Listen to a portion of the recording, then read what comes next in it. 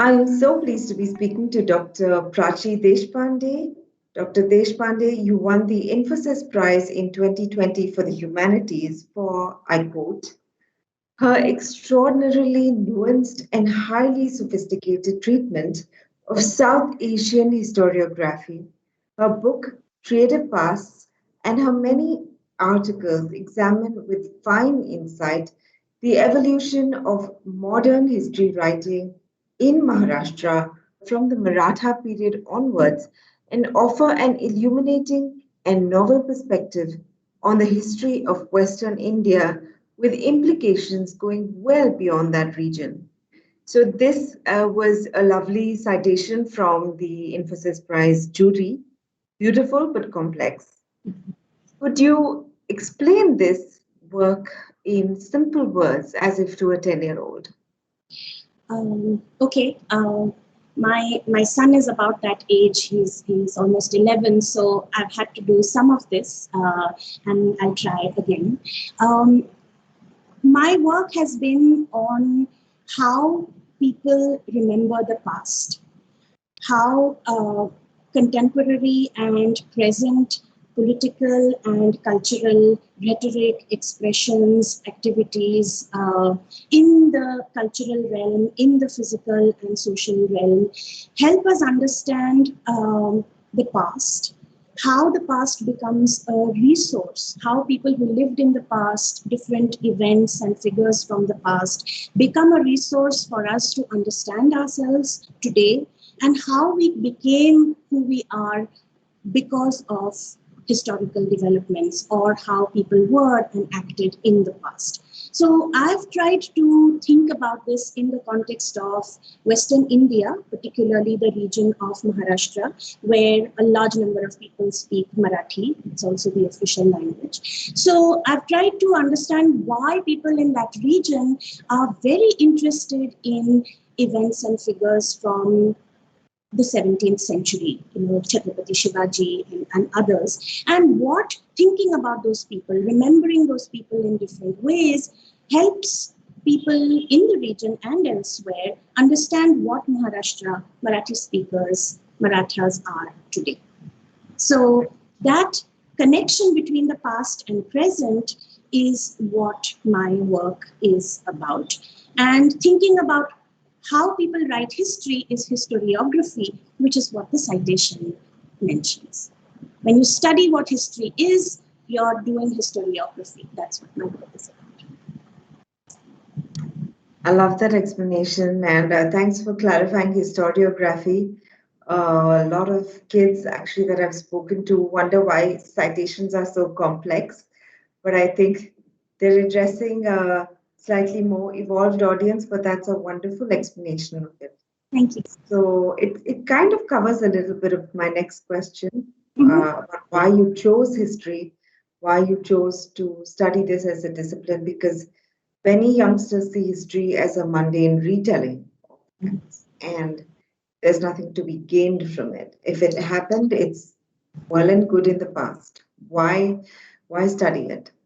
Yes, I get asked this question a lot, and it is true that in our school syllabi, in our examination systems, well into graduation and post graduation, we really focus on history only as something to be learned by heart, just some dates and names, and there isn't much of a connection between the multiple choice questions that we do and what is apparently supposed to have happened. But all around us, history is actually present. When I was growing up, I grew up in a small hill station about 100 kilometers south of Pune called Panchkani, which is nestled in the Sahyadri hills. And it is dotted with forts all around, which saw a lot of action in the medieval and early modern period. And I grew up with the lore surrounding these physical monuments, the forts that the Marathas had scaled, won, and so on. Visiting relatives, we would take and tell stories, about them to them like tourist guides and so on. And when I went to college, we had a very kind of canned and capsule version of Maratha history, same, dates and events, which had some connection to the lore that I had grown up with, but also did not. It was a little disconnected. And those were the times of the Ram Janmabhoomi movement. The Babri Masjid was torn down in 1992. And all around us, we could see, my classmates and I, we could see that there was a lot of interest in a very deep history, and people were trying to make sense of it. And it was a way to bring people together, but it was also a way to keep people apart, to drive people apart. And I found that there was very little connection between that canned and capsule history in class and what was unfolding around me. And that, I think, prompted an interest in myself and many of my peers to understand what history is, and what are the different meanings it has, what are the different ways in which it becomes relevant to our lives, even if we may not think about it outside those multiple choice questions on a regular basis. It impacts us even if we don't actively investigate it. And so that's what prompted me also to kind of think about this on a larger scale.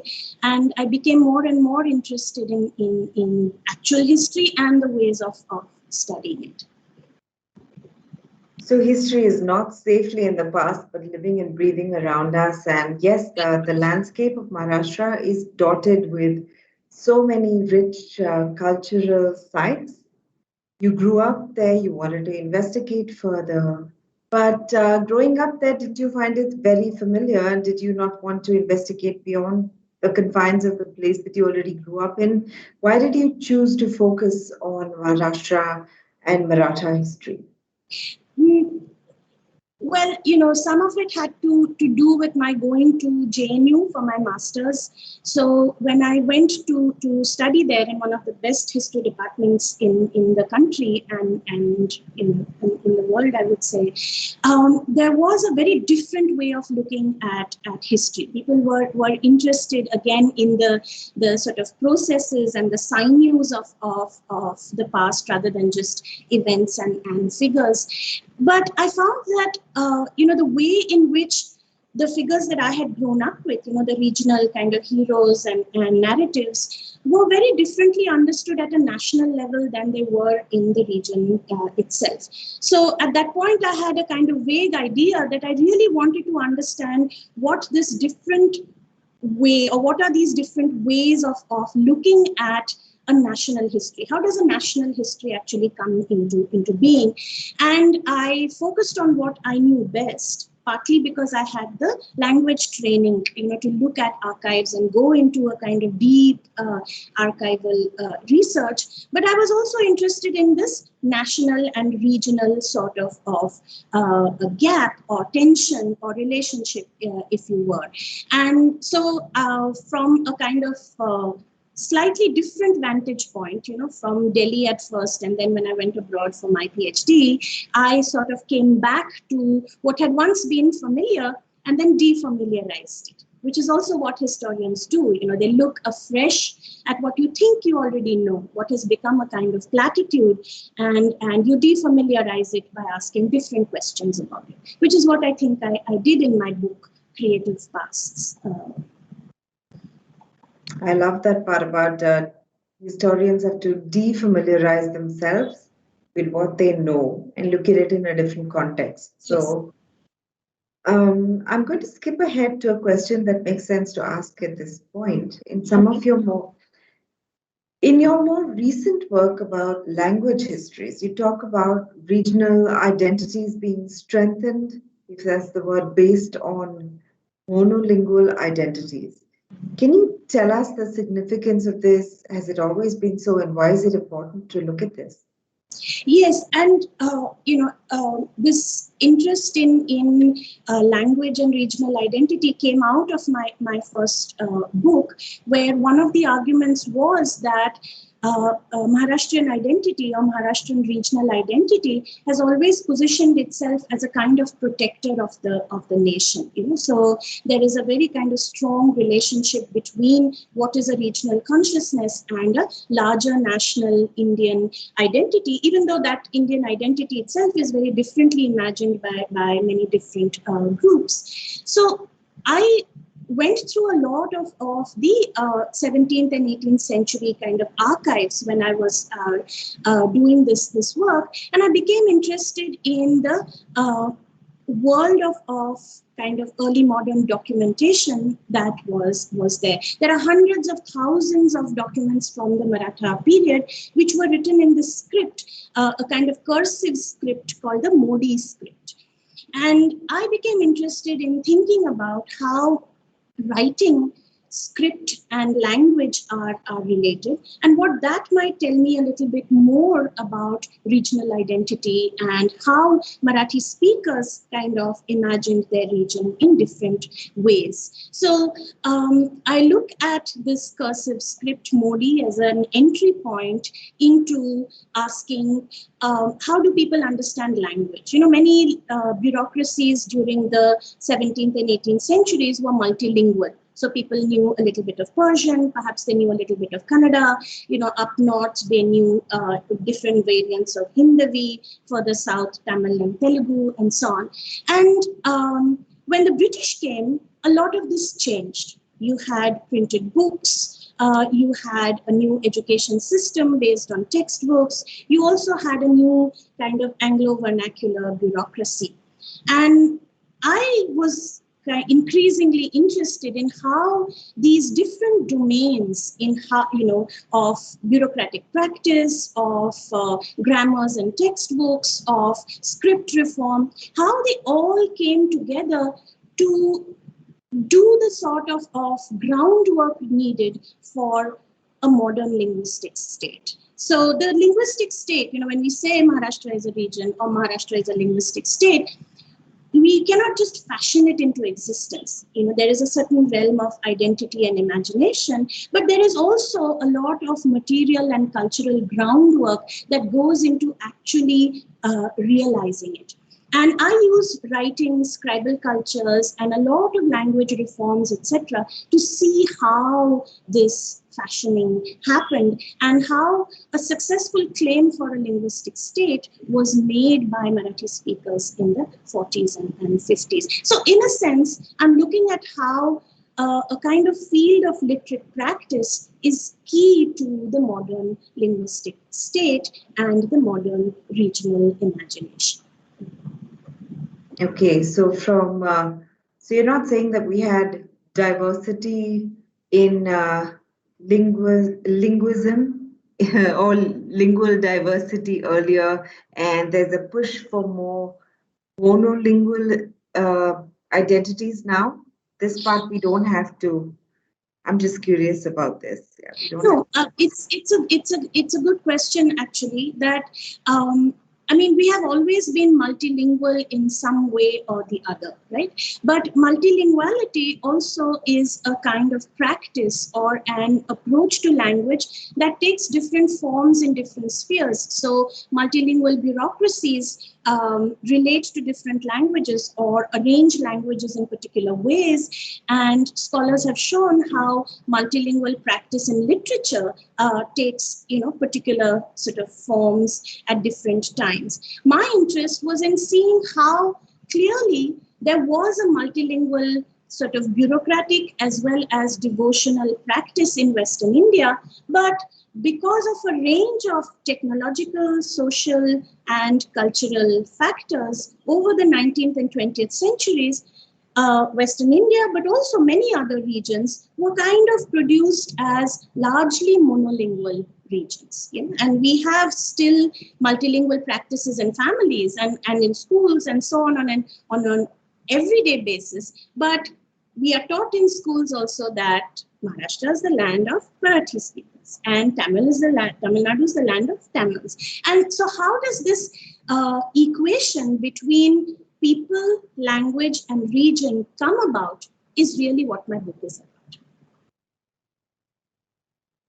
I love that you talk about history as this medley of things, not at all what we're used to hearing, and you make it sound very inspiring. So that's wonderful to hear. So, what inspires you? Is there someone or something that inspired you to do this and continues to do so? And going back to your work day to day, is there something that keeps you motivated? I mean, my family has been a very big inspiration for me, just as a kind of script for life. My parents both was teachers in high school, but nurtured sort of separate passions. My father in music and my mother in fiber crafts, very quietly and sincerely, without much fuss, throughout their lives. And that quiet dedication, without kind of looking for goals or sort of external sort of validations, is something that has stayed with me. The kind of sincerity of doing your own work and following a passion, whether it is your profession or not.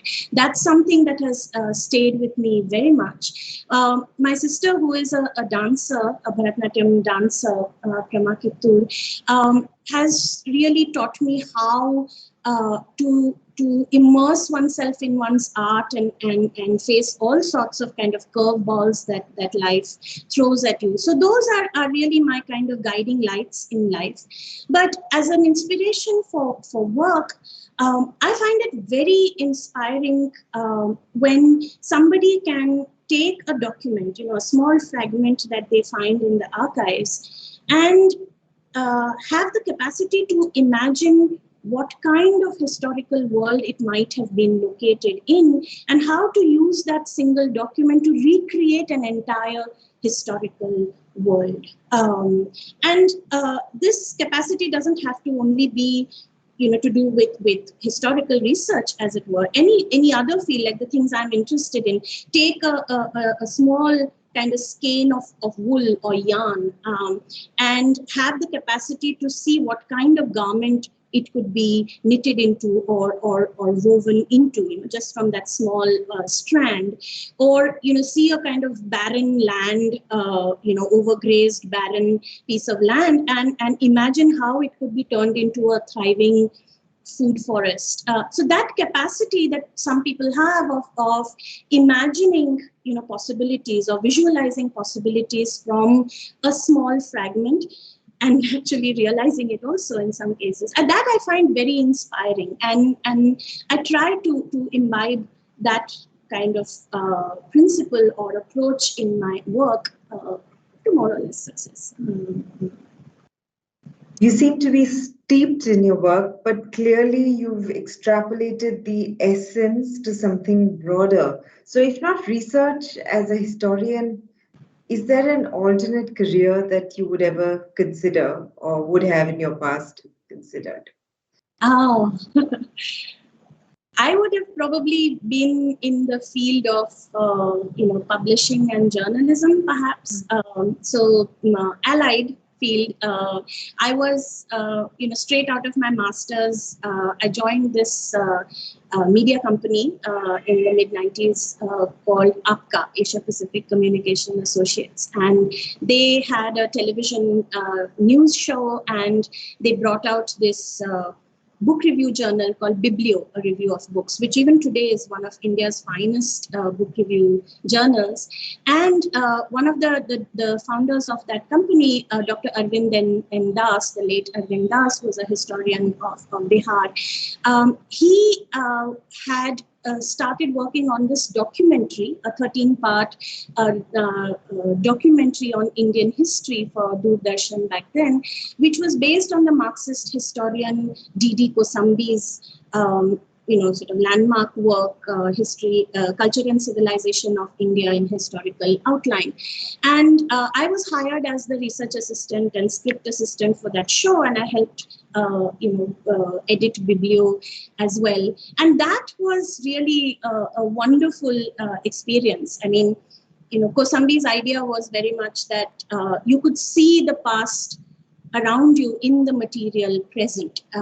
And so our camera team basically went around the country photographing artisanal work, physical monuments, people at their everyday lives. And our task was to turn his complex ideas into a kind of simplified script and voiceover to go with those visuals and explaining how that past was there very much in our present. It was a wonderful experience. And it helped me also then kind of develop questions for my PhD later on and so on. But yeah, if I had not gone on for my PhD, which also Arvind was very instrumental in kind of guiding me towards, then I might have, stayed on and done that kind of work. And allied field journalism is what you might have pursued. So even then, I think it stoked your passion for research. So I think you were lucky to have experiences that did that. What would you say to aspiring researchers, especially in this frustrating time, but in general, when they're aspiring to do research and make it a career? And as a tag-on question, has the pandemic made a difference to your research, and do you think it's making a difference to research as a larger community activity? Um, Well, let me take the second question first, which is that, yes, the pandemic has made a difference to researchers like myself who depend very much on going to archives and, sort of losing oneself in the dust of the archives, as it were. I mean, and inhaling it for sheer joy. But that has really kind of stopped the actual field trips and going to the archives, and it has hampered a lot of research, not just mine but also a lot of my students who have been working on MPhil and PhD theses and so on. And we've all had to suddenly rely much more than we did on digitized documents available. And if there's one thing I think that the pandemic has made us all realize, it's the value of these digital collections and the digital archives, and making them accessible, to not just kind of people in metropolitan locations, but also to many of our students who had to go back home to their, small towns and so on, and continue their work from there. So this question of kind of digital access to a larger body of researchers and students across, different locations is something I think that's really been brought home to us. One good thing is that we are now able to access talks and listen in, to things that might be happening, interesting events that might be happening anywhere in the world, because a lot more talks are being put up online than were before. But also that comfort that many academics had, including myself, being able to speak to a small group of people in a seminar room has been lost. We are all sort of scrambling, some more than others, to get used to speaking when our talks are going on Facebook Live and, being accessed by not just our peers, our immediate peers, but a larger group of people. So some of us, I know from conversations, certainly I've had to do that, is to try and make our talks relevant to a larger group of people, so break through the jargon and spell things out. So, so there have been good and bad consequences because of the pandemic. To aspiring researchers, there are many things that one can sort of say. I will perhaps specify one thing that I found very important when doing my work, and that is the importance of languages and serious language skills for doing a historical project or any real kind of rooted social science project. Increasingly, we find that we are a multilingual society, but we are also especially researchers in metropolitan sort of locations, whether in India or sort of the world, wider world, are more and more comfortable in one language, right? The language of research is English. But when you go into the field, when you actually want to kind of find answers to the questions that you have framed, you find actually that you need language skills, and not just to order a file from the archives, but actual kind of serious language research skills. And I think I would sort of just emphasize the importance of that for aspiring researchers. The more languages you can actually train in, the wider your field is for the kind of questions you can ask, the kinds of themes you can explore. That's something that we tend to take for granted in India and don't train enough. And that's what I would sort of kind of flag. That is very critical skill and that they should try to develop. So that's very specific advice, and it's very concrete and helpful more than specific, I would say. I think that's excellent. That is that something that you see as your contribution or your stamp on your area? What would you like to be remembered for? What contribution would you like to be remembered? Um, That's an interesting question. I think actually I would like to be remembered for the sort of thoroughness of my work, and for, I think, embedding my research questions in an everyday regional sort of public and cultural life, asking questions that are relevant to everyday and contemporary sort of regional political and cultural expressions. But I would also like to be remembered for thinking about language and using sort of what we call vernacular language sources in creative and interesting ways. And my work, my research, both my research projects have come out of this deep interest in language practice. And I think I would like to be most remembered for that. I hope I'll go on to do other work that I will be remembered for, but that's in the future. Talking to you, it's very clear that researchers and scientists and even other laureates have not been working for a prize. I mean, passion is evident and you're so steeped in your work. But has winning the Infosys Prize made a difference? Has it had some sort of impact in your life or your work? Oh, yes. I mean, yeah, my life has changed quite a bit since December in many interesting ways. It's been great to be recognized, for my work and to get just sort of endorsements of that acknowledgement from my peers and seniors in the field, people whose work I respect a lot. And for me, particularly, after I came back to India, I've been sort of plodding away in my corner here for a very long time. And so it felt really good to suddenly be kind of pulled out of that and be recognized, to have the opportunity to kind of talk about my work, to people all over again. It's been like a flurry of conversations and talks and so on, sort of, some done, some lined up. But also it's been very interesting to have members of my family, who back then told me, why aren't you doing science? What is this arts thing that you're after? Look at your marks and so on. And to actually have them sort of ask, what is the work that you do, and take an interest in it, and have that opportunity also to talk about my work as not just something that was, like you said, tucked away in the past, but have something that has present relevance. So that's been very, very, very good.